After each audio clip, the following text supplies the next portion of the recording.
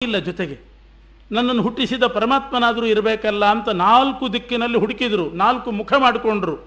ಯಾವ ಮುಖಕ್ಕೂ ಪರಮಾತ್ಮ ಕಾಣಲಿಲ್ಲ. 4 ಮುಖ ಮಾತ್ರ ಆಯಿತು, ಚತುರ್ಮುಖರಾದರು, 1 ಮುಖಕ್ಕೂ ಪರಮಾತ್ಮ ಕಾಣಲಿಲ್ಲ.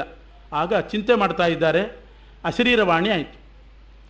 ನೀನು ಪರಮಾತ್ಮನನ್ನು ನೋಡಬೇಕಾದ್ರೆ, ನನ್ನನ್ನು ನೋಡಬೇಕಾದ್ರೆ ಈ ಬಾಹ್ಯ ಮುಖಕ್ಕೆ ಕಾಣಿಸೋದಲ್ಲ, 4 ದಿಕ್ಕಿನಲ್ಲಿ 4 ಮುಖ, ಆ ಮುಖಕ್ಕೆ ಕಾಣೋದಿಲ್ಲ, ಇನ್ನೊಂದು ಮುಖ ಬೇಕು. 2 ಅಕ್ಷರ ಹೇಳಿದನಂತೆ ಪರಮಾತ್ಮ ಅಶರೀರವಾಣಿಯಿಂದ. ಸ್ಪರ್ಶೇಶು ಯತು ಷೋಡಶಮೇಕವಿಂಶಂ, 16ನೇ ಅಕ್ಷರ ಹೇಳಿದ, 21ನೇ ಅಕ್ಷರ ಹೇಳಿದ. ಈ ಮುಖಕ್ಕೆ ಕಾಣಿಸ್ತೇನೆ ಎಂದ.